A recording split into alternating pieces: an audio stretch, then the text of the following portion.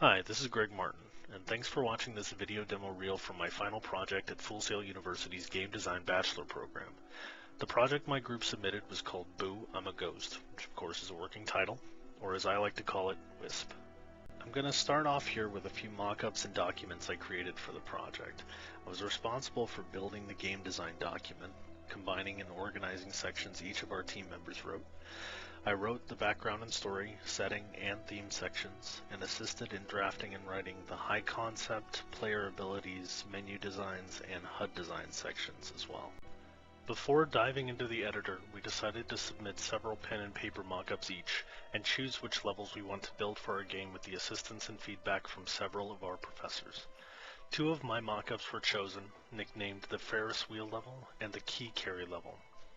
Though the key carry level was never built due to time constraints, I did eventually adjust it per feedback to be used as a representative of what the sixth level in our game would look like in order to fulfill a deliverable for the project. My work during the project encompassed the creation and adjustments of scripts for the Wisp's flying mechanic, allowing the Wisp pawn to fly around the world without restriction excepting collision and the essence timer. Scripts for the essence and decomposition timers, scripts for the possession and exorcism mechanics,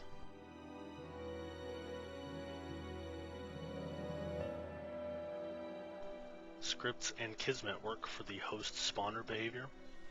Initially, we placed host models on the planes shared by the Wisp, but found that this caused any controlled host to be knocked off the proper plane and broke progression wherever this occurred.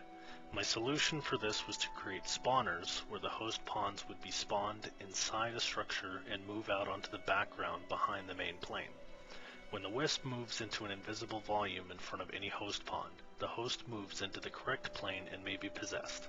Should a possessed host pawn move inside this invisible trigger collision, any host in the background would remain there and not impede the controlled pawn.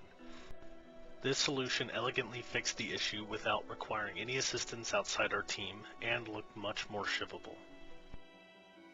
Scripts for the crate carry mechanic, which gave us some difficulty due to the crate's collision, which caused the crate to shake and could knock the controlled pawn out of alignment with the level pieces on the second plane. My solution for this was to adjust the script to remove the crate's collision when carried, and to slap on an ethereal looking texture so the player can deduce that the crates are incorporeal when carried. This fit perfectly with the Black Magus's design and skill set, and was applauded by the team and our professors upon delivery. In designing and implementing both our tutorial level,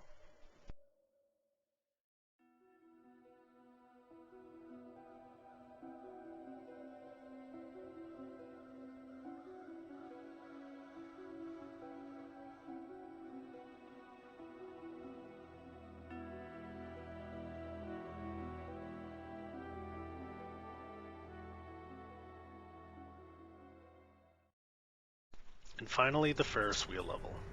This level was designed to have 4 modules that would rotate around a central platform.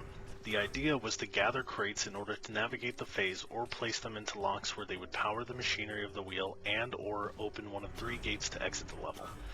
Building the level was fairly simple using the mock-up I'd made as a guide, though there were several modules that needed tweaking in editor of course.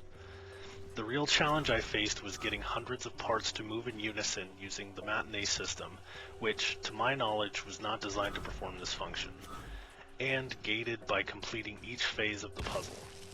To keep things moving, I moved the first few modules piece by piece to ensure everything was in its proper place during each phase of the puzzle. Thankfully, by the end, I'd discovered a way to hard attach all module objects to one piece and animate the entire module with a single matinee. The result is something I'm very proud of and is a direct representation of what I'd imagined and put to paper. Throughout the project, I often finished my agreed upon work early and assisted the other members in completing their work, testing and bug fixing in their levels, or working on stretch goals to allow us to meet and often exceed expectations in our weekly deliverables.